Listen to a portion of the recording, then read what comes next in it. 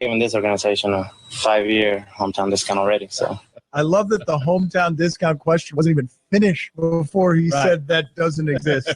It's so great. We're coming off a segment in which we just talked about the customers fighting each other for a T-shirt that they wouldn't pay 25 cents for if you asked them to. Yep. That customer does not like hearing that. No, does not. But you kind of understand it, right? Like he has in baseball, I guess when you look at baseball players, 5 years, $66.5 million for his production the last 5 years, basically is a hometown discount. And he's saying, now pay me for what I'm going to do in the future and for what I did for you the last 5 years. Yeah, but that's not how business works. I know. They pay you for what you're going to do in the future, not what you do in the past. Yeah, and when he says it's non-negotiable, well, the market will determine whether it's negotiable or not. If he doesn't It's not an unreasonable ask by him. It's not. It isn't, but if his best offer is $23 million a year, what's his alternative? To sit out a year at his age? That's not going to happen. As Dan said, it's not a crazy demand. That's actually a fair price, and you're obviously not paying for all 5 years. You're paying $150 million for basically two prime, well, not prime, but two good Jose Bautista years. That's not a bad deal. Do you think he gets it from the Blue Jays or anywhere else? I mean, you never know. It only takes one. You never know with that sort of thing. Like, he thinks he'll get it. Because I think a team would be willing to pay for the next 2 or 3 seasons. It's got to have to be like the Yankees or Dodgers. No, but it's what Mike is saying. You're paying $75 million a season. Don't think of it as in that world. The contracts are not actually 5 years. He's 35 years old. I just can't believe he's talking that way. I love it. I love it too.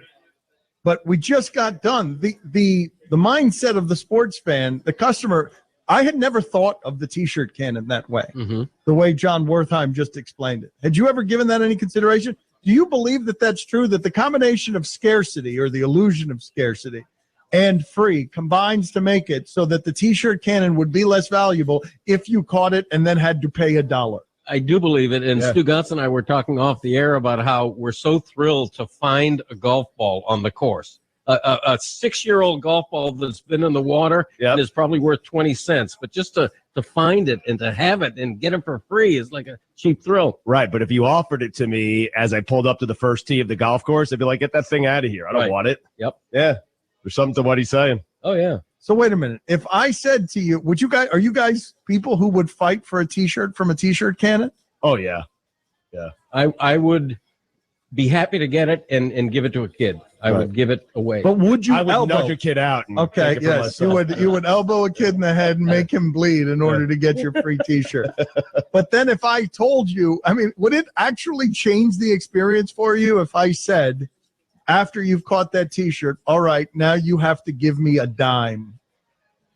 Would it actually change it for you? Because John Wertheim is sitting there arguing that a quarter changes that entire experience. 1 quarter. Yeah, it'd change it for me. Yeah, I think it would for me too. And the other thing is, even if I got that T-shirt and brought it home, I would never wear it because, like he said, it's probably got some advertising on it. And, it's like the 6-year-old golf ball that you find in the water. You just put it in your cart. You never actually use it. Right. Hold on a second. Why is this happening? Like, explain to me. I don't understand this. Cody, you've got money. Your wife makes money. Like, please explain to me what's happening here. You don't need the T-shirt. You don't want it. Is it just you want to win? You want to be the lucky person who caught the T-shirt that everyone else wanted but doesn't actually want? I think part of it is getting to be the hero. I remember when I took Christopher to a Marlins game, and he's a little kid, and you get a foul ball and you're able to hand it to your son. You feel like a hero. When did you feel like a hero? Give me an example of a time in this meaningless nonsense that you felt like a hero. Well, I just described it. I mean, when you actually get a foul ball, you have to be very lucky to get a foul ball. You have to out-jump. This was the Dan Le Batard Show on ESPN Radio. Any Napa guy knows, and science proves, the best minivan is the one you've already got. Part kid transporter, part drywall mover. Who cares if the faux wood grain is a little faded? That was a platinum package option in 1987. With over 400,000 parts and a little Napa know-how, you can keep anything on the road. Because it's not old, it's vintage. That's Napa know-how. As an entrepreneur, you're always on the go. So turn your mobile phone into a business phone system with Grasshopper, the entrepreneur's phone system. Make and receive business calls using our iPhone and Android apps. Get a new business number or keep your current one. Forward your calls to any phone and even get your voicemails transcribed. Join over 250,000 small businesses who stay connected with Grasshopper. See how it works at grasshopper.com, the entrepreneur's phone system. Shaq shares some wisdom for future one-and-dones with Mike and Mike. I just wonder what your thoughts are on that now. A guy like Simmons, no one's pretending that he's going to wind up graduating at this point anyway. My advice to all these kids is, when you come out, know how to balance a checkbook. Understand business. I actually wanted to come out at the end of my sophomore year, and my mother took me shopping, and she's like, balance this checkbook, and I couldn't do it. She said, you're not ready to go. Mike and Mike on ESPN Radio and ESPN2. Make plans for NBA Saturday Primetime on ABC. Featuring the two highest scoring teams in the league. Steph Curry plans to make a splash in OKC. Curry pulls up from 30 and knocks it down. But KD and Russ plan to shut him down. Durant in the open with some mammoth hammer. NBA Saturday Primetime. Warriors, Thunder, Saturday at 8:30 Eastern on ABC. And streaming live on Watch ESPN and the ESPN app. Presented by La Quinta. He survived the 2012 Colorado movie shooting. Now he tries to live his dream of playing in the NFL. Don't miss Jordan Murphy share his incredible story with Marcelo and Canal at 2:15 Eastern on ESPN Radio and the ESPN app. You know, I've been saying they should do this for years. Never heard you say that. What? If it's on ESPN, it should stream live right in the ESPN app. I've always said that. You've never said that. Not until they announced they were going to do this last week. Look, I even have it written down on this piece of paper from 2011. You see this? Boom. I just saw you write that. No, this is from 2010. Thought you said 2011. Did I? Whatever. It is a great idea. My great idea. If it's on ESPN, it's on the ESPN app. Download the ESPN app now. Hi, Paul Feinbaum. We'll react to the press conference in Knoxville. All the head coaches speaking out about the culture issues on the UT campus. The Paul Feinbaum Show, Tuesday on the ESPN Radio app and the SEC Network. The animals of Disney's Zootopia are just like us. They have the same problems. Predators and prey live in harmony and sing kumbaya. Hey, watch where you're going, Fox. Fireball. The same dreams. It's great to have dreams. As long as you don't believe in them too much. On March 4th, think positive. Tomorrow's another day. Yeah, but it might be worse. From the creators of Frozen and Big Hero 6. Oh, you are naked. We're a naturalist club. All the way down. Fireball. Disney's Zootopia. In theaters and IMAX 3D, March 4th. Rated PG. Parental guidance suggested. ESPN Radio celebrates Black History Month. Tennis player James Blake on being falsely arrested in New York. Not long after, I was speaking to a friend of mine, and they asked, so if you get the fund for victims of police brutality, if you get these kind of things that you're asking for, are you happy this happened to you? Or would you rather it never happened? And I thought about it for a while, and I think I'm happy it happened. This is ESPN Radio. I wanna dream. Some dream of falling in love. I want you to stay here with me. Others dream of galaxies far, far away. The Force is calling to you. And some dream of changing the world. I invented the future. But there is one night we all dream in gold. And the Oscar goes to... The Oscars, hosted by Chris Rock. Live Oscar Sunday on ABC. DJ K-Dub checking in, previously on the Feinbaum Show. Hello, Paul. Listen, I watch you every day, and you wear an outfit that looks like you're going to a funeral. You're on the sports show. Hey, by the way, how do you know I'm not? Well, you might be. You might be the star. You know, my mother, when mother said the same thing about me once, she said, why do you always dress up like you work for a funeral home? The Paul Feinbaum Show, weekdays at 3 Eastern on the SEC Network. You like baseball? The boys of summer play here. Baseball. No. Kate Gerardo. ESPN Radio Sports Center. I'm Bob Picozzi. Tennessee coaches went on the offensive today, 2 weeks after a group of unidentified women sued the university over its handling of sexual assault complaints against student athletes The head coaches of all 16 Vols teams held a news conference. First-year basketball coach Rick Barnes thinks there is an unfair picture of the athletic department being portrayed. I can tell you this, that the University of Tennessee's athletic department is as good as I've ever seen anywhere that I've ever been. And when you look at what's going on, we have to stand up as a group and tell you all the good side of it, too. We have to do that. The suit alleges the university violated Title IX regulations and created a hostile sexual environment. Mark Gasol leads the Grizzlies in scoring and rebounding, but Memphis will be without him for the rest of the season. He has undergone surgery to repair a non-displaced fracture in his right foot. According to ESPN and media reports, discussions for a three-team trade among the Reds, Blue Jays, and Angels have hit a snag. In that proposed deal, Cincinnati outfielder Jay Bruce would go to Toronto. Kentucky leads the SEC by 1 game. The Wildcats meet Alabama tonight, 7 Eastern time on ESPN. Sports Center is brought to you by H&R Block. It's refund season. Come into your local H&R Block office and let their experienced tax professionals help get you every dollar you deserve. Your maximum refund is guaranteed. Anybody is the focal point of the show. Would I be better for society? No. Don't miss Russillo and Cano every weekday at noon on SEMO ESPN.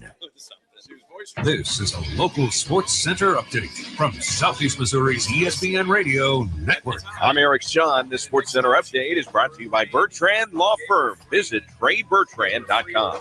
The SEMO baseball team has its first win of the season. The two-time defending OVC champion Redhawks crushed Alcorn State down in Mississippi 17-4 at his career victory number 100 for fourth-year head coach Steve Beezer. Junior college transfer Kyler Robertson had a big day. He finished with 3 hits and 5 RBIs. He was a home run shy of the cycle. The 1-3 Redhawks play a 3-game series this weekend at Arkansas Pine Bluff. On the ice, the Blues had their 5-game winning streak snapped with a 6-3 home loss to San Jose. They also lost Red Hot goaltender Brian Elliott to a lower body injury in the first period. It appeared that his right knee buckled. Jake Allen, just back from an injury that cost him 17 games, replaced Elliott. Vladimir Tarasenko, David Backes, Jay Bouwmeester each scored for St. Louis, who hosts the New York Rangers Thursday. High school hoops, the Jackson boys play their final regular season game tonight at St. Francis Borgia at 6:30. We'll broadcast on 93.9 FM The River. The Notre Dame boys are on the road at Dexter tonight at 7:30. You can hear it on SEMO ESPN 1220. Get Sports Center updates every hour on Southeast Missouri's ESPN 92.9 FM and 1220 AM. You're grilling for everyone on game day, and people are hungry. More than that, they're hangry, and it's 95 degrees out, and they're thirsty. That's right, people are thrangry. They need to chill, and that gives you an idea. You remember, Coors Light is filtered and bottled cold, so you pass some cold ones out. Suddenly, it's like they're snowboarding in the majestic Rocky Mountains, speeding away from the peaks of Thrangly and down the slopes of yes. So they make with the cheering and let you get with the grilling. Well done. Now it's time for your Coors Light. Coors Brewing Company, Golden, Colorado. Great beer, great responsibility. The conversation has been growing about Wings Etc. See, Wings Etc. has those award-winning jumbo wings. They're popular for both dine-in and carry-out. Now the word is getting out about Wings Etc.'s appetizer lineup. From the ultimate nachos to the deep-fried pickle spears, frankly, they're irresistible. Friends are sharing time together at Wings Etc. They've got dining rooms filled with HD TVs tuned to the best sports programming, including NFL Sunday Ticket. The people at the next table are talking about Wings Etc.'s daily half-pound lunch special, starting at just $6.49. Plus, Wings Etc. has food and drink specials throughout the week, including 59-cent wings every Monday. Plus, there's the kids menu, and Wings Etc. is family-friendly with video games in the dining room. And the whole community is excited about how Wings Etc. is locally owned and operated, and they're proud to support local athletes, their families, schools, and teams. I guess Wings Etc. is a really big deal around here. Okay, this is the time, and your local Ford dealer is definitely the place. Why?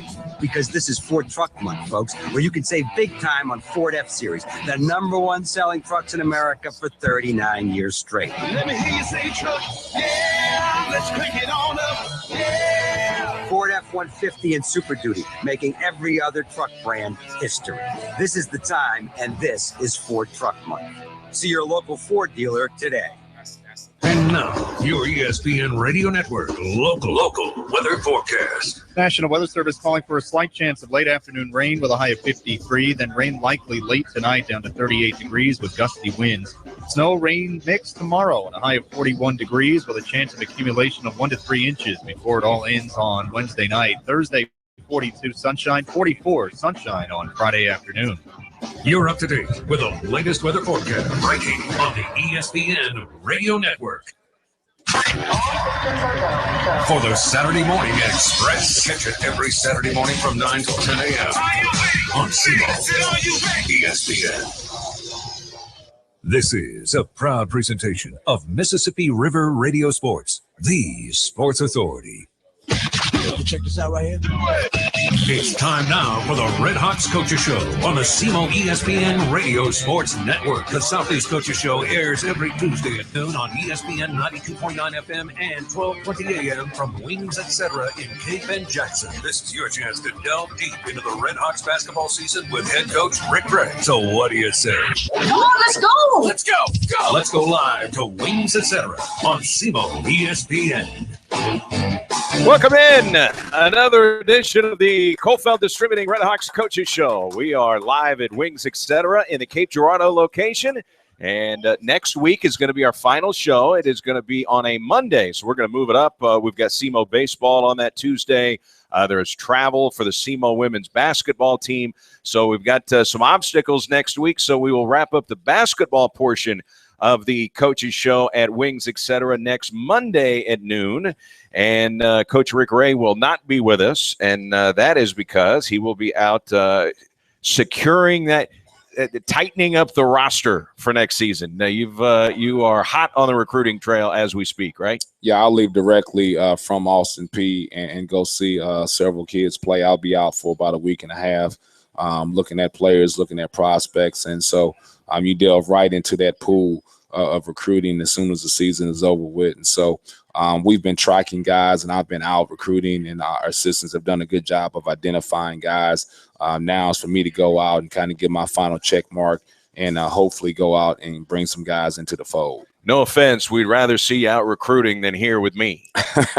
So that's good. Well, I think so. I mean, it's like what helps recruiting, and recruiting is a lifeblood and pipeline for any program. So right now you have several tournaments going on, whether it be at the junior college level, at the high school level, where I can go out and see several kids play at one time. So it's really beneficial to the program. Redhawks are going to wrap up their season at Austin Peay on Saturday. If you haven't made your choice for lunch, we invite you to join us. We're right here at Wings Etc., right in front of West Park Mall. We're in the same parking lot as Steak and Shake. So if you know where Steak and Shake is, stop by, join us. In addition to their award-winning jumbo wings, they've got a full menu with their freshly made burgers, wraps, subs, quesadillas. They have entree salads, smoked ribs. Their appetizer lineup includes their ultimate nachos, their spicy deep-fried pickle spears, and you will see that we have the televisions all locked into the best sporting events. They've got high-def flat screens all over the place here at Wings Etc., so you can catch up on all of that. Isaiah Jones is going to join us a little bit later on in the show. Coach, your lone senior, he was honored before the game on Saturday, and I think he was scoreless in the first half, but really came on in the second half, and his three-pointer fell just a little bit short of that. Game would have went into overtime on Saturday. Yeah, everybody on the team wanted to send Hoopy out on a positive note, a good note, and represent him well on senior day. Isaiah's been a guy that's really been a program guy for us. And, you know, people that don't know Hoopy, he really is a conscientious person. He cares. I thought I had made a mistake by not making sure and communicating to our team some of the things that we should have did down the stretch there, and kind of beat myself up a little bit. And Hoopy sent me a couple texts that really were like inspiring to me, because, you know, you get down on yourself in this business, but to know that you got kids on your team that actually care about you and care about the whole team, you know, really means a lot. So I just think Hoopy's a really good person.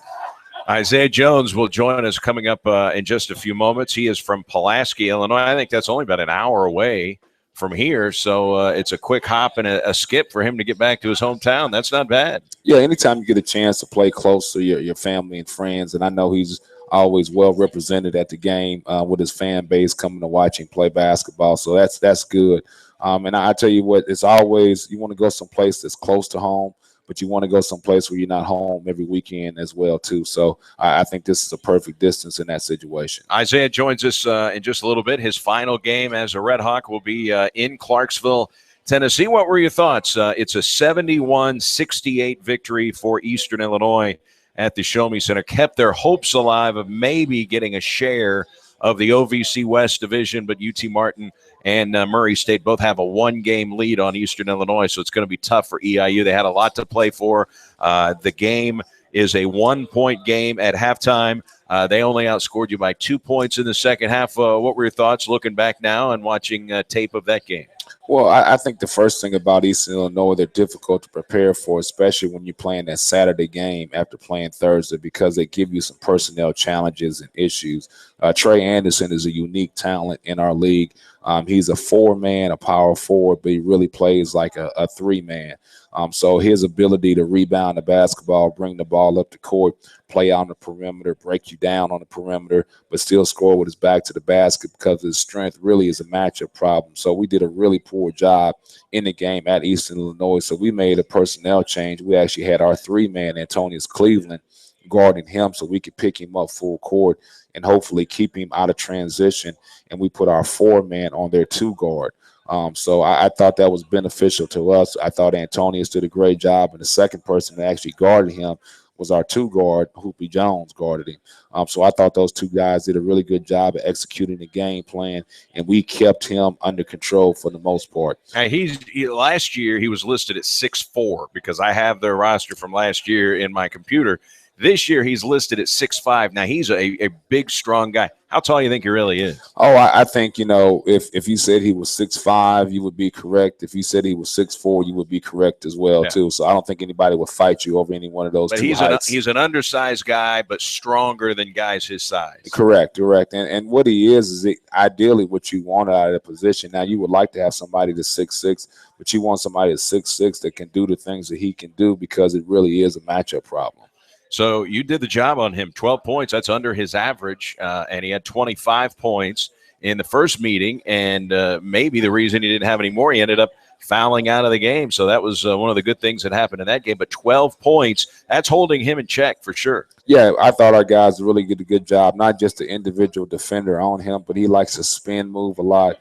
So we talked about anytime he changed directions and spins, we've got to be there for that spin to not let him attack the paint and keep him from getting to the free throw line. The one guy that really had the big game was their shooting guard, Demetrius McReynolds, 19 points, 12 rebounds. He's listed at 6'2", but I would say of the shooting guards in the OVC, is there anyone more physically, muscularly strong than him in our conference? Yeah, he's 6'2" in height, but he might be 6'2" across his shoulders as well, too. He's a physically strong, imposing guard. And really has some timely offensive rebounds for them, whether it be an offensive rebound or he tipped the ball back in. And once he gets into the paint, he drives the basketball and gets to that elbow paint area. He's so strong that he's going to be able to get up and get his shot off. And he's an excellent three-point shooter. Yes, he's an excellent three-point shooter and really a good free throw shooter. He missed some down the stretch there, but I believe he shoots something like 83%. 88 from front of free throw line. So he's a really good free throw shooter as well, too. That was surprising to see. I think he missed 3 in a row at one point. Yeah, and I tell you what, sometimes that just happens and it gets into guys, and that just goes to show you how mental free throw shooting is. Well, we've got a really good free throw shooter that you'll see on Saturday, and that is Josh Robinson, who I believe is ranked 31st in the country in free throw shooting. This Austin Peay club is a team that you've already faced this year. It was a game that was really anybody's game until the final 90 seconds. Austin Peay wins it 86-80, but you were right there with them. Robinson was the guy in that game, 30 points. Yeah, Robinson was a guy that really posed a problem for us. I believe he ended up with 30 points. We did a poor job against him defensively. We've got to be more locked in against him this game. And I tell you what, he's a really good player. He's going to score points. You're never going to shut a guy down like Robinson that can get points. But we can't let him go off for career highs and get into the 30-point range. So we've got to do that. But also they've got a really good, Horton is a really good player too. So they've got an excellent 1-2 punch. I don't know that he has gotten the amount of pub that he deserves in his career, Chris Horton, because Austin Peay during his career really they haven't done a lot lately. Now Dave Lewis has won a lot of championships. He's the winningest OVC coach of all time, but during Horton's 4 seasons, they really haven't done a lot. They've been missing the tournament on a regular basis, so I think he may not get the accolades that he deserves. But you're talking about one of 13 Division I players who's ever played the game to ever have 1,500 points, 1,100 rebounds, and 300 block shots. Only 13 guys. Some of the guys that did it: Ralph Sampson, David Robinson, Shaquille O'Neal, Tim Duncan. That's pretty rarefied air, Chris Horton. Well, I tell you what, until you told me those stats, I had no idea. And then to mention the company that he's in, you're talking about Hall of Famers. You know, ESPN 100 just did their like top 100 players of all time in the NBA. And those 4 guys that you mentioned, like 3 of those guys are in rarefied air. So, and Ralph Sampson, many people think of him as one of the best college basketball players of all time. People kind of focus on his NBA career rather than his college career, but his collegiate career, nobody was better besides maybe Lou Alcindor at that point in time, Kareem Abdul-Jabbar. So I had no idea of those stats. So, you know, it's funny, like winning affects everything. If you win and then all of a sudden that's being promoted as one of the best, you know, careers that anybody's ever had at this level. He is right now, and it's not just, okay, he's done all this in the past. He's a leading scorer in the league. He's a leading rebounder in the league. He's a leading shot blocker in the league, second in the history of the league in block shots, and actively he is the number 1 offensive rebounder in college basketball. I mean, this is an elite guy you're going to face on Saturday. So you're saying he's pretty good? He's good. Well, I tell you what, I've got a chance to obviously watch him on tape and scouting. The thing that stands out to you when you watch him play is just his motor. He plays so hard and he's so active. I don't know if he's a particularly skilled big man in regards to scoring, but what he does is he's so active that he keeps a lot of balls loose and he scores just because of his energy and activity. As a freshman, he was raw, very raw. I mean, he didn't score much, but, you know, he has started every game but one in 4 seasons. That's hard to do, isn't it? I mean, especially just being able to start Division I as a freshman. Yeah, not just that, but also being able to play and participate all of that time, too, between all the injuries and the knocks and bruises that college basketball players occur during their season. For him to have that longevity and continue to be able to go ring the bell day in, day out is really impressive. I think the most impressive shot blocker that we and Horton didn't have a particularly loud game when you played them the first time. 15 points, 9 rebounds, couple of blocks. Those are solid numbers. But the kid from SIU Edwardsville, Michael Chandler, there's a guy that is as gifted a natural shot blocker as I can remember in quite a while. That guy, I mean, just watching him away from the ball, how he comes over and helps, and you're just not getting a shot past him most times. Yeah, and you think about it, I don't think that he's ranked in the conference as far as like block shots simply because he doesn't play enough minutes. Yeah. So you're talking about a guy that really affects the games and really doesn't play a lot of minutes. If his minutes increase, I mean, obviously his shot blocking, productivity is going to increase as well too. So he's a guy that really, really affects the game because what he does is, which is rare, he blocks shots on the ball, but he also blocks shots off the ball too, and he's much better coming across off the ball and blocking shots. How about Horton? Is he similar? Is he different? And how does a guy who's a 300 shot blocker, how does he affect an offensive game plan? Well, I think what he does is anytime you go to the rim, you got to be aware of where he is, and that affects not only him blocking shots, but mentally you start to change the ball around a little bit. And so I think guys sometimes are looking for that rather than just going ahead and finishing strong at the rim. So because of his prowess of blocking shots, I really think you got to be cognizant of that when you're driving the basketball. When he was a senior in high school, he's out of Decatur, Georgia. He went to Columbia High School, won 3 straight state championships, Chris Horton, but he set the Georgia state record in the entire state of Georgia. They've been playing high school basketball down there for a long time. 194 blocks as a senior. I mean, what? You play 20 games, you're averaging 8 blocks a game. Yeah, it really is amazing. And then on top of that, to think that a guy's available to go to an OVC school like in Austin P, you would think that he'd get recruited at a higher level and go to some place where, like, maybe a Georgia State or someplace like that. But they obviously did a tremendous job recruiting him to get him to Austin P with all those accolades he had in high school. And I think maybe labeled as a project offensively, but they knew about his other skills and thought he would develop as an offensive player. And here he is as a senior leading the league in scoring. I remember when Kenneth Fareed was at Morehead State, very raw offensively, and you thought, well, he's a tenacious rebounder, terrific shot blocker. He's going to be an average offensive player. His senior year, he led the OVC in scoring. So guys like that, they're worth taking a chance on, right? Yeah, I think with post guys, with big guys, the number one thing that you have to have is you have to have a motor and a willingness to work. I don't think it's very rare that you get any post guy that's a finished product. A post guy that's a finished product is going to Duke or Kansas or North Carolina. They're going to be there 1 year and then they're done.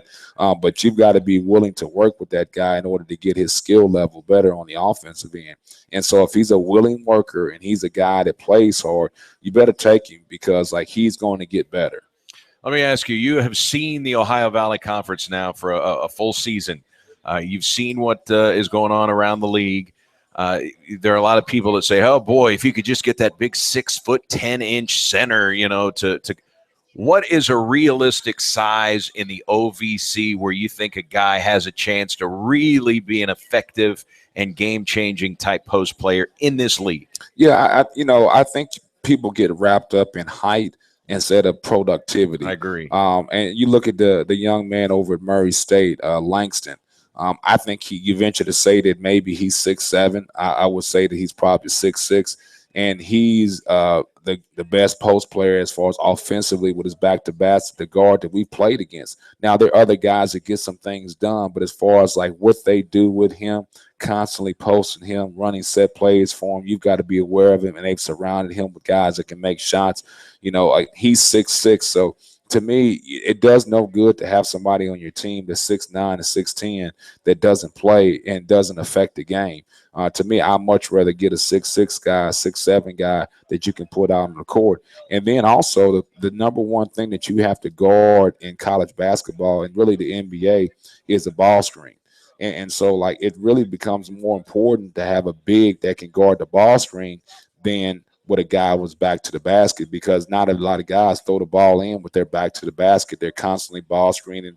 So ball screen defense, your ability to move your feet and guard that is really important. All right. In terms of bigs, what are you looking at on the recruiting trail? Obviously, you can't speak specifically about names, but what are you actively right now shopping for, and guys who you're talking to, skill sets and size? Yeah, there's two things that we're looking for. There's so-called forward man, and we really need a forward man that's a threat from the perimeter. So what we just talked about with Trey Anderson. That's somebody that we need. We also need somebody that's similar to the young man at UT Martin, Tymon Howard, a guy that's a matchup problem because of his ability to shoot the basketball, drive the basketball from the perimeter. So we're looking for a skilled forward man that can pose a problem for the other team. The other thing is we just want somebody that affects the rim both on the offensive end and the defensive end as a center. A guy that when our guards get into the paint and draw the defense and you dump it off to them, that can go up and just finish in traffic. I think finding a guy with a back to the basket that can score it is really hard to find. So what we want is somebody that affects the rim on the offensive end, somebody that can just catch the ball, go up, and finish in traffic.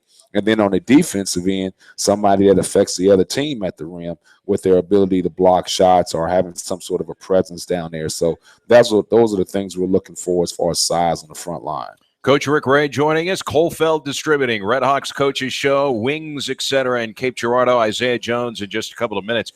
How important in your system is a shot blocker? Because, we just look at the team that leads the league in block shots is SIU Edwardsville. They've won 3 conference games. I mean, so they're almost in last place in the league. It has not been a major thing for them. Austin P has one of the greatest shot blockers in conference history. They may not make the OVC tournament. how important is it in your system to have a shot blocker? Well, I think this goes down the line. The better shot blocker you have, the more aggressive you can be in your half-court defense, because you got somebody back there who will erase the mistakes that you make with your pressure. So you look at like a Georgetown. Georgetown obviously had great perimeter defenders, but they were really good because they always had a shot blocker back there, Patrick Ewing, Alonzo Mourning, Dikembe Mutombo. So, the better shot blocker that you have at the rim, the more aggressive you can be in your half-court defense. So I think, if you have somebody like that in your program, that's great. But now if you don't have somebody like that, then you got to talk to your team about being more sound, more disciplined. You can't gamble. You can't let people get by you because you don't have that rim protector behind you.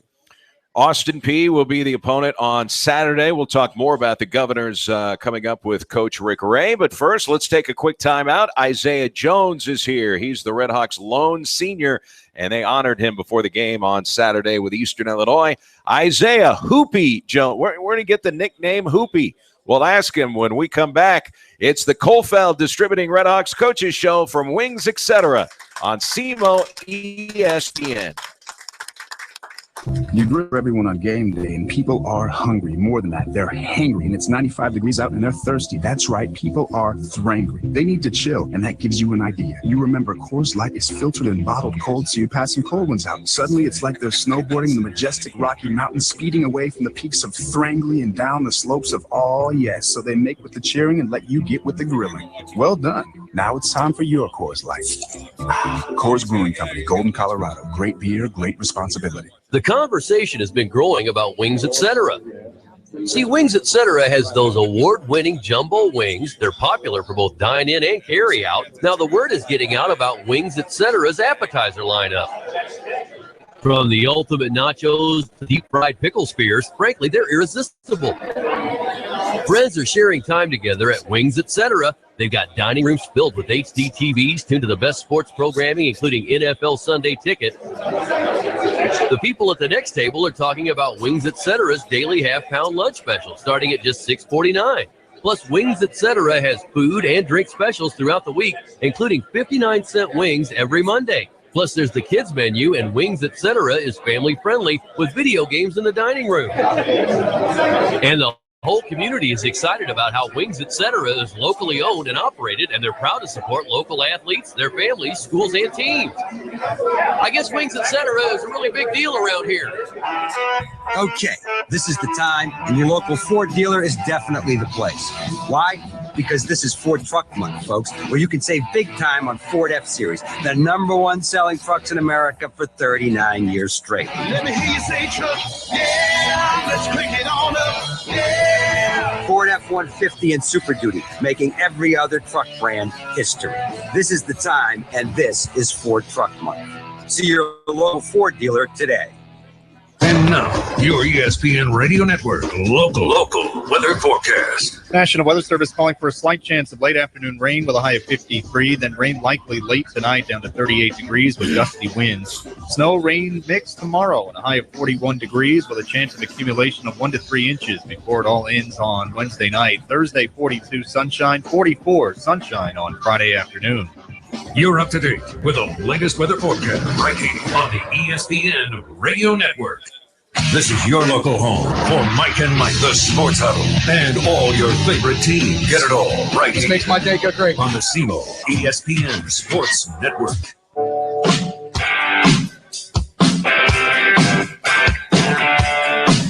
Welcome back to Wings Etc. We are at the Cape Girardeau location today, and our final basketball coaches show is going to be next week. Now, adjust your calendar because we'll be here on Monday at 12 noon because of all kinds of extra commitments on Tuesday. So it'll be Monday, and then later this spring, we are going to have 5 coaches shows during the spring. First time we have done that. So we'll keep you updated on all of that. Chance to talk about the spring sports as well. I see a couple of the Red Hawk coaches are here. Heather and Paul Nelson from Red Hawk Soccer are just over to our right.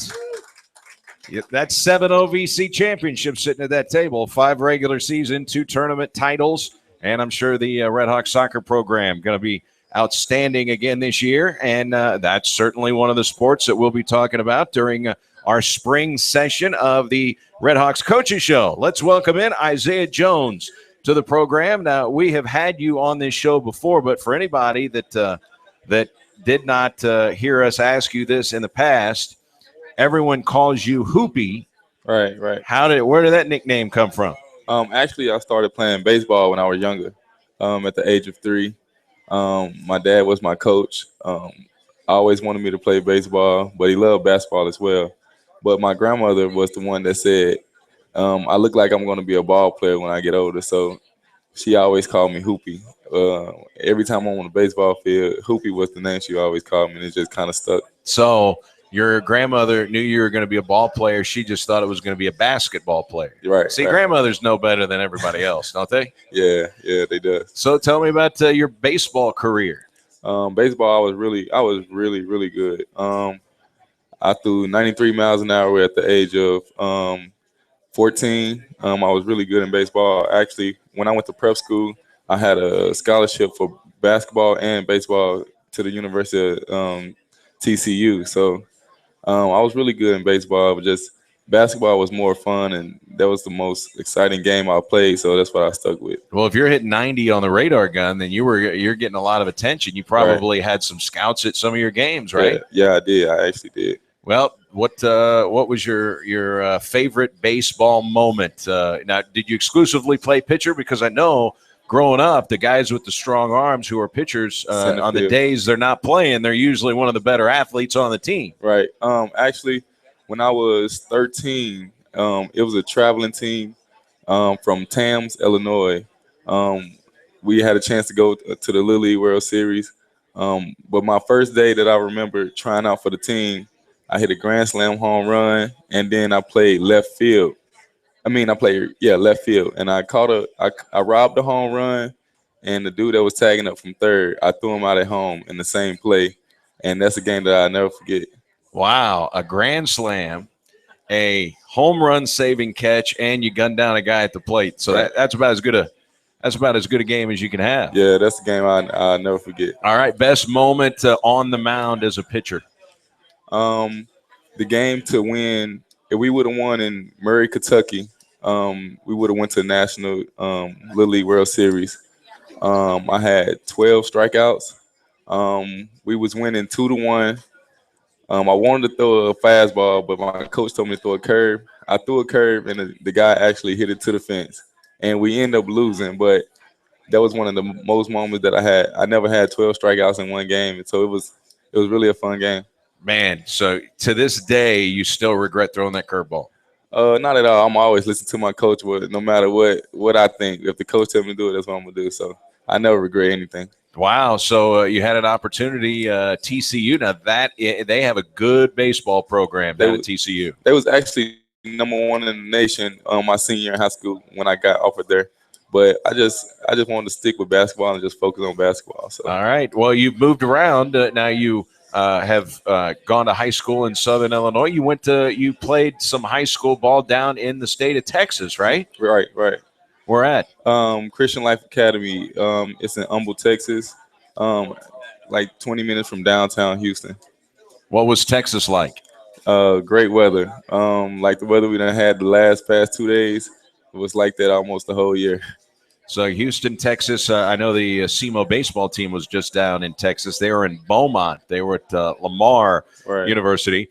So then you are at UAB. What was it like in Birmingham? UAB was really, really fun. Great atmosphere as far as basketball-wise.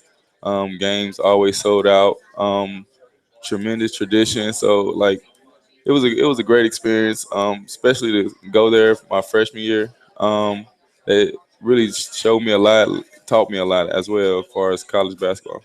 And what is the, I guess, how different is it to go from Division I? Then you ended up going to Odessa College. I don't really know where Odessa is located. What was that like going Division I, then JUCO? And tell us a little bit about Odessa. Odessa was a great experience. Actually, my prep school coach, my high school prep school coach was the junior college coach as well. So, okay.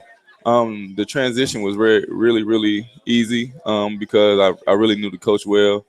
I actually only played like 8 games because I broke my foot. So them 8 games and practice with the team, it was really good. All right, you guys are coming down. You're past the stretch run. It's 1 game left in your college career. What kind of things go through your mind as you get ready to play your last game? It's been a fun career, very long career as far as transferring and sitting out.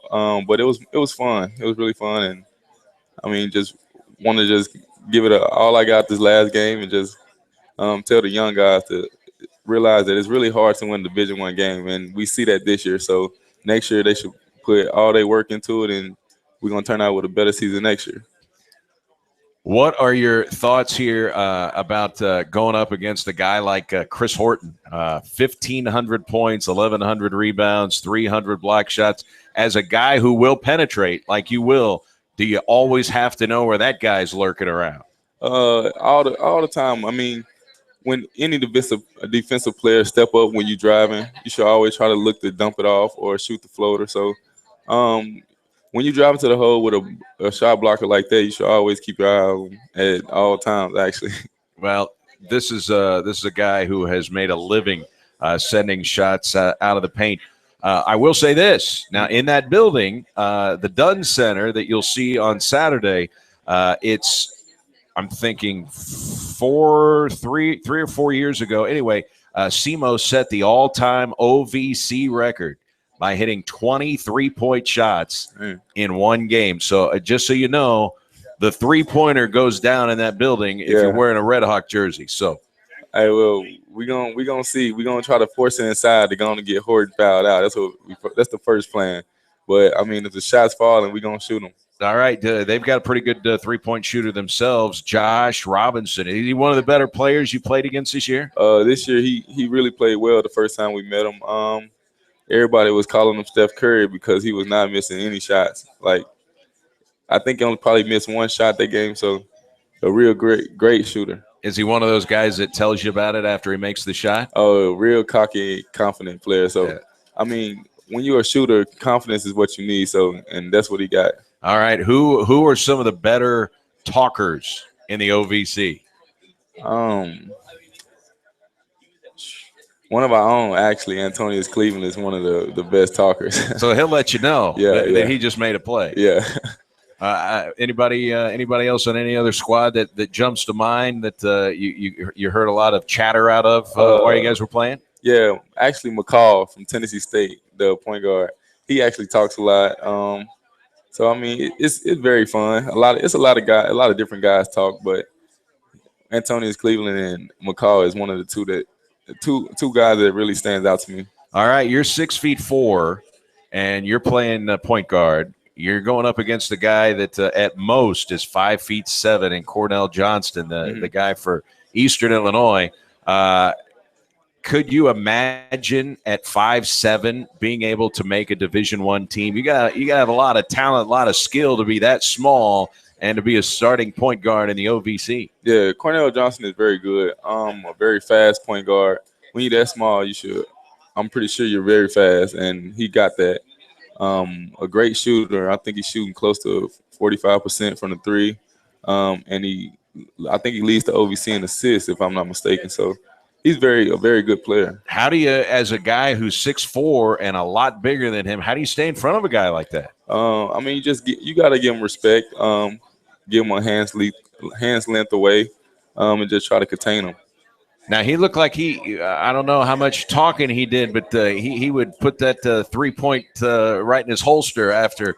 Do you guys try to come up with the best post basket maneuver out there? I don't think I had seen that one before. He kind of gave it the 3 and then dropped it into his holster there. Yeah, a lot of guys watch NBA and they take whatever Steph Curry or Ray Allen or any one of the best 3-point shooters in the NBA, whatever they does, a lot of college players try to take their move. So, it's a lot of 3-point shooters that does that. All right. Well, you are definitely a 3-point shooter.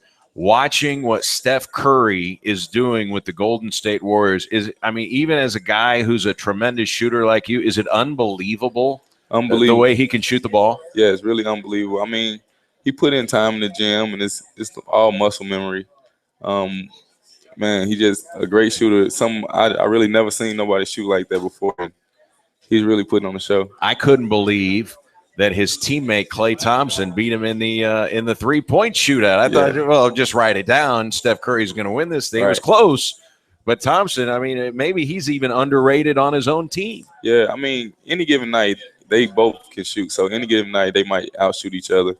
I think Klay Thompson got the NBA record with scoring I think 39 points in one quarter. So, I mean, any given night, you never know which one going to outshoot each other. All right. It's going to be fun at Austin Peay on Saturday in Clarksville, Tennessee. And, again, that is the building that the Redhawks hit 23 pointers in. So they will be going down. What's your mindset as you get ready to play your final game? I know it's all about the team, but does it seem like even though it was a long time, I mean, because, you've moved around and you've had to sit out, no one likes to sit out for an entire year because of transferring. Can you believe that you only have one game left?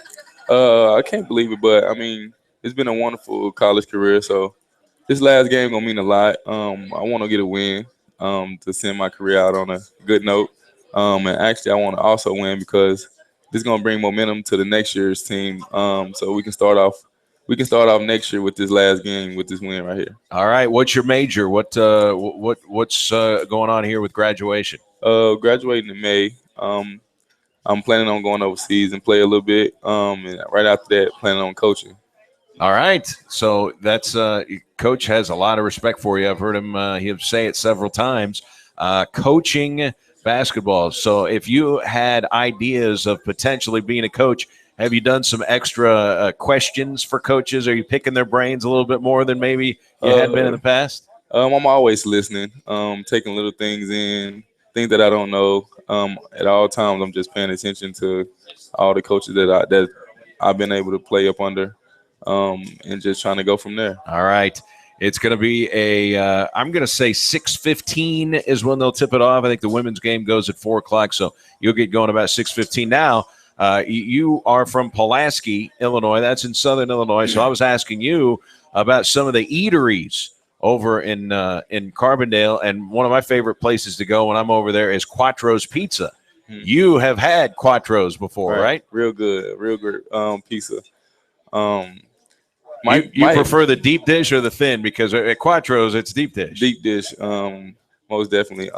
They probably got one of the best pieces in Southern Illinois. Yeah, I love it. All right, what do you got? What do you got in the bag? So you got the to-go bag. So As soon as we let you go, you're gonna head out of here. What's in the bag? I got barbecue wings, bone in. Just straight barbecue sauce. Right. All right, there it is. Now I think we asked you before. Are you on Twitter? No, you are not on Twitter. No. I remember that. Yeah, I think Is there anybody else on the team that's not? I think there's only been a couple of guys that we have had that are not on Twitter yet. I have no clue. No. I actually deleted all my social media before the season last year and just never logged back in. All right. I don't blame you. All right. Enjoy the barbecue wings. We will see you in Clarksville, Tennessee on Saturday. Isaiah, thanks so much. Thank you. All right. Isaiah Jones. Let's take time out. Coach Rick Ray will rejoin us. We'll get you ready for the Redhawks matchup at Austin Peay on Saturday. The Redhawk women have already punched their ticket to the OVC tournament. And by the way, don't forget, their final home game is tomorrow. It is white out night, so make sure you wear white.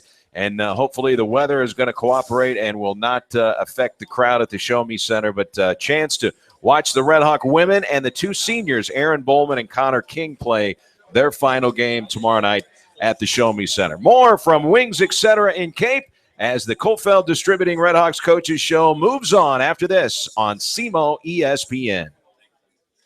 Or maybe it's cold, but this weather's got you thinking about heading to the bar for an ice-cold Coors Light. Maybe it's a bar built into the steep cliff face of the Rocky Mountains with a waterfall that pours down on a multitude of Coors Lights, chilling them with the frigid power of a Rocky Mountain stream. You order one and it suddenly appears in your hand. It's so cold you feel like a giant eagle riding on cool winds, content with your foray into Rocky Mountain country. You forgot about the weather already, didn't you? Thanks, Coors Light. Coors Brewing Company, Golden, Colorado. Great beer, great responsibility. The conversation has been growing about Wings, Etc. See, Wings Etc. has those award-winning jumbo wings. They're popular for both dine-in and carry-out. Now the word is getting out about Wings Etc.'s appetizer lineup. From the ultimate nachos to the deep-fried pickle spears, frankly, they're irresistible. Friends are sharing time together at Wings Etc. They've got dining rooms filled with HD TVs tuned to the best sports programming, including NFL Sunday Ticket. The people at the next table are talking about Wings Etc.'s daily half-pound lunch special, starting at just $6.49.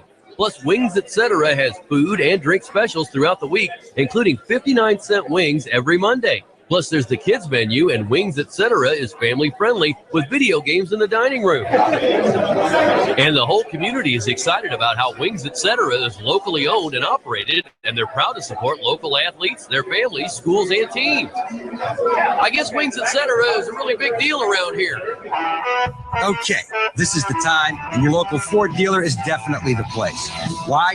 Because this is Ford Truck Month, folks, where you can save big time on Ford F-Series, the #1 selling trucks in America for 39 years straight. Let me hear you say truck, yeah, let's crank it on up, yeah. Ford F-150 and Super Duty, making every other truck brand history.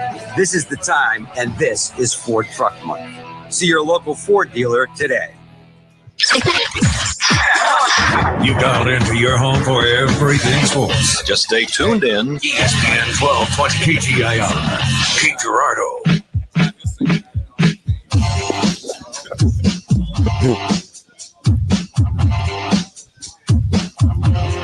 It's the Kofeld Distributing Redhawks Coaches Show. We are live at Wings Etc. in Cape. Our final basketball coaches show will be next Monday. We're going to move it up a day, so we'll be here Monday at 12 noon. Coach Ray will be out on the recruiting trail. Can you disclose what states you're going to be traveling to? Well, I'm actually going off recruiting as soon as we get done with the show to see some guys. But I'll be in various states looking at some good players and hopefully trying to bring them into the Red Hawk family. All right. Any idea how many players? I mean, I guess you never know. You know, there's always turnover after every season, but ballparking, how many scholarships you've got available? You filled 2 with Denzel Mahoney and Ray Kowalski, so we know those 2 are off the board. Yeah, and we recently just got another commitment from a young man, and we're excited about that.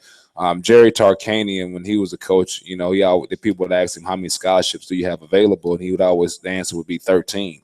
Because that's how many 13 right. You get. But I will say this. I think in college basketball now, I think it's rare if you go a whole season without somebody deciding to transfer or some sort of attrition that way, unfortunately, because that's the way it is. There was over 600 transfers in Division I college basketball last year. So it's at 351 teams. So, you do the math. But we obviously don't want that to happen, but it does happen. So we expect to be able to go out, and you got to be always preparing to be prepared. Right. So I'll say one thing. I need to make sure, like sometime here the next week of practice, that we get a baseball and see Hoopy's arm. I mean, because if he's throwing 93, that's cheese. That's major cheese. And so, I need to see that myself and maybe go over and get us a radar gun from Coach Beazer. Well, I would say 93 was when he was in his prime. He probably has not been throwing lately, so I don't think I think it'd take him a while if he was going to hump it back up to 93. Well, we'll give him a couple days. Yeah, you think that's enough time? But hey, to be getting looked at and potentially getting a baseball scholarship at TCU, that's a big time college baseball program down there. Yeah, no, they're really good. I follow baseball just a little bit, being around universities, but I never knew that about Hoopy, so I learned something today on the radio show about him. Well, it sounds like he really did love baseball, but he just loved basketball a little bit more. Baseball season, by the way, big win for the Red Hawk baseball team. They just bludgeoned Alcorn State yesterday, 14-7, and they'll be headed down to Arkansas. They'll head to Arkansas Pine Bluff, another school from the Southwestern Athletic Conference, Friday, Saturday, and Sunday. Red Hawk women's basketball coaching staff just walking in the door here. It's gotta feel good for you to see what the women have done this year, an OVC tournament to berth the first time in 7 years, and they did it without their leading scorer who went down, Olivia Hackman, just prior to conference play. Well, they've really had a nice year. Yeah, now I've told Rika this, but she's done a tremendous job with her team. They more than lived up to expectations, exceeded those expectations, and so for her to have her team in tournament play and the chance to win OVC, you get into the OVC tournament, you got a chance to win it. So I'm happy for them, and they're great to work with. You can tell that she's got them on point. They're really organized in the recruiting and how they're going about running their program. So really happy for Rika. And the preseason poll, the top 3 teams in any specific order, SIUE got the same amount of first-place votes as UT Martin, and then there was Belmont, and those are the top 3 teams. So they're doing what everyone thought they were going to do. Not only was SEMO picked last, it wasn't even close. They got 33 votes in the poll, 12 teams. The team that got 11th, 62 votes, so almost twice as many points as Southeast. So no one thought that they were going to do anything, and here they are in 5th place with 2 more games to go. Could finish as high as 4th, depending on how it falls. I got to believe she's going to be getting Coach of the Year votes. Now, whether or not she wins Coach of the Year, we don't know. But that, to be picked 12th and a distant 12th to potentially being 5th or 4th place, that's going to get you some attention. Yeah, and it's well deserved. I mean, she should get those votes. And she was explaining the scenarios about they can't finish 8th, but they can finish somewhere between 7th and 4th as far as the seeding based on these 2 games. So hopefully they end up toward the 4th. Coach of the Year voting is always dubious at best, because there was one year Cindy Gannon, who is here, led her OVC led the Red Hawk volleyball team to an OVC championship. They went undefeated, did not lose a conference match, and she was not voted Coach of the Year. So she shouldn't have been eligible for the vote. I mean, you can't do any better than going undefeated. You'll have to cast some votes for all conference and Coach of the Year. What's your criteria when you are voting for a Coach of the Year? Is it what was expected? Who do you think did the best coaching job? And when it comes to Player of the Year, is it the best player on the best team, the championship team? Is it the best basketball player? What's your personal criteria for those awards? Well, anytime I'm voting for anything all conference, the first thing I do is I go to the leaderboard in the standings.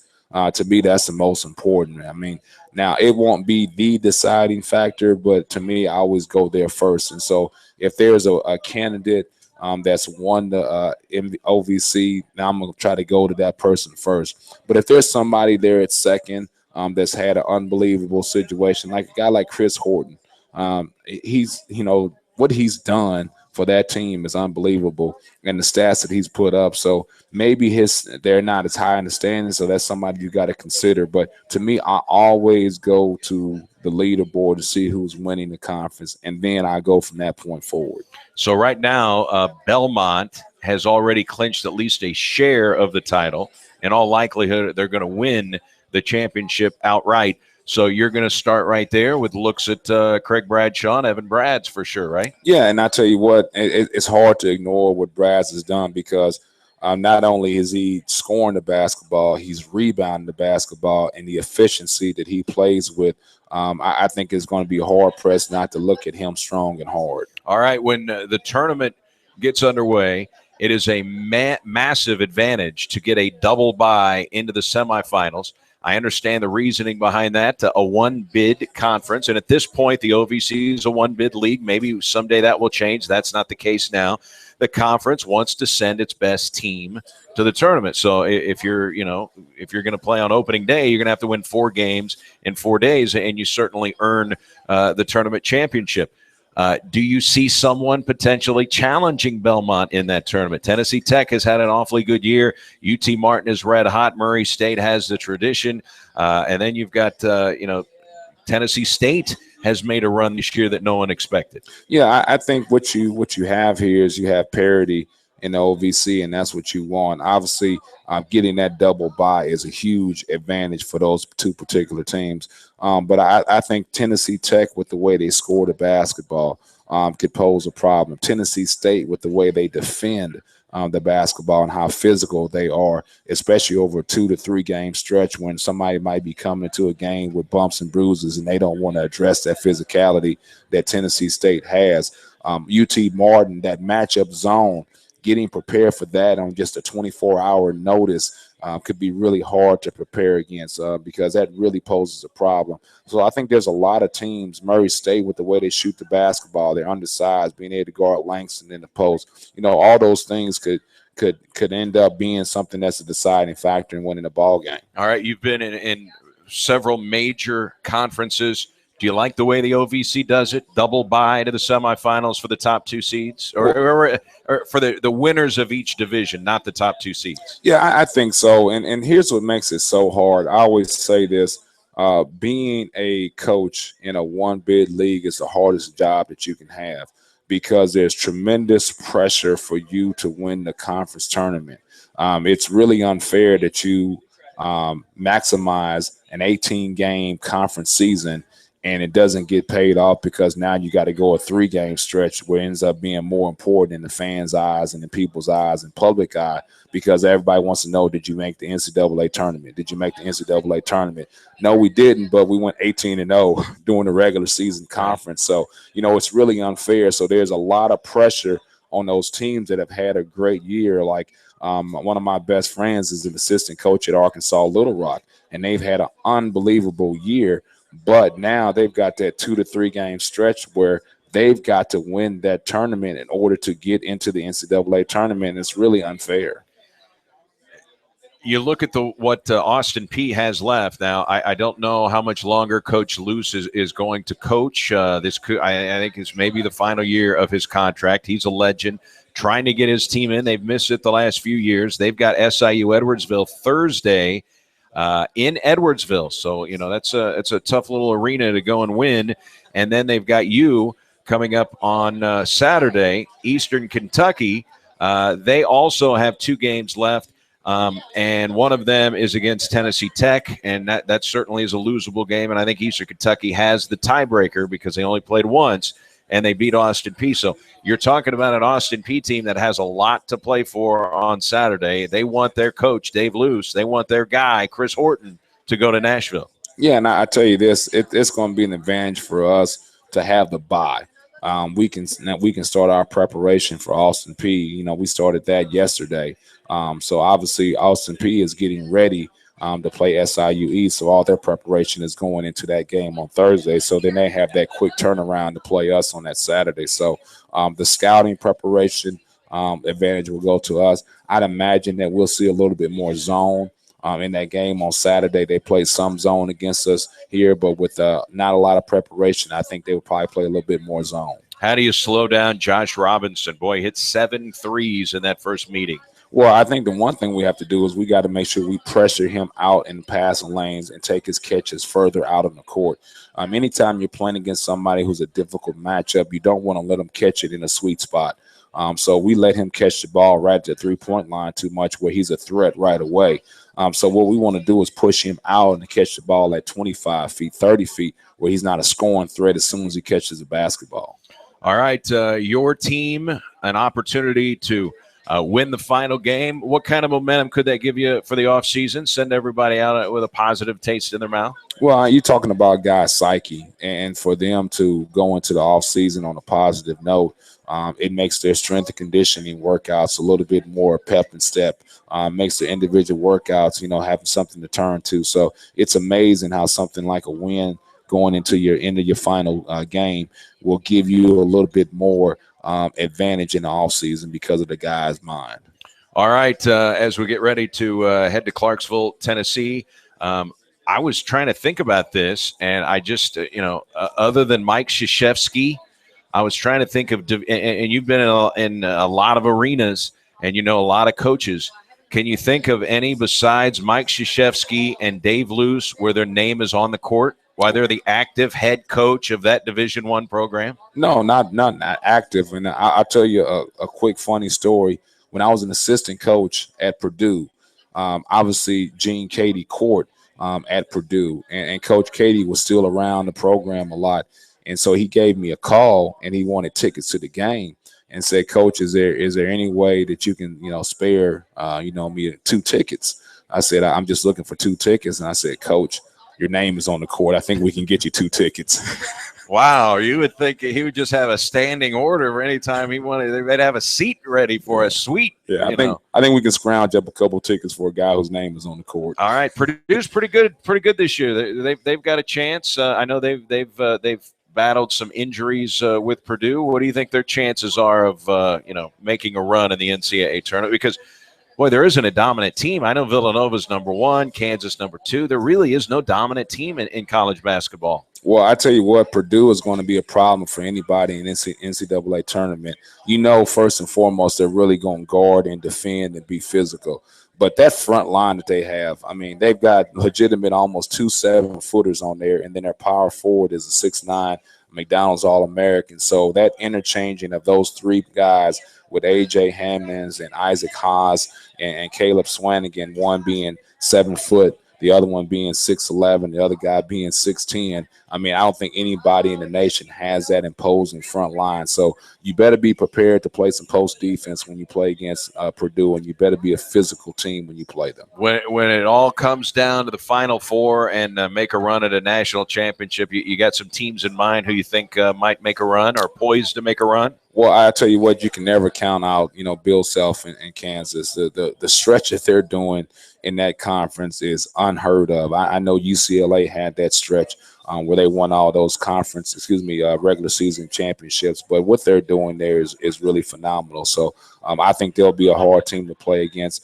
The other teams that look like they could really pose a problem to me when I look at is North Carolina, because they have all the depth and size. Sometimes they don't shoot the ball very well, but if they're making shots with all that talent and they keep coming in, subbing in with more talent, I think they could be a difficult team to play against. But I think what you said earlier is I think there's much more teams that could win the national championship this year than it ever has been. All right, it's going to be about a 6:15 tip. That's what we're guessing with the women's game at 4 o'clock. Usually 2 hours 15 or 20 minutes between basketball games. That'll be on Dave Luce Court inside the Dunn Center in Clarksville on Saturday. Coach, we'll see you over there. It's been a pleasure having you on the Coaches Show. You won't be here next week. Best of luck on the recruiting trail. Thank you very much. All right, that's Coach Rick Ray. That's going to do it here from Wing, et cetera, in Cape Girardeau. We've got ESPN radio programming coming up. Thanks to Isaiah Jones for his time as well. Todd Benacki, Dean Field, and everyone here helping us get the presentation on the air. ESPN Radio is next. So long, everybody, from Wings, et cetera, in Cape.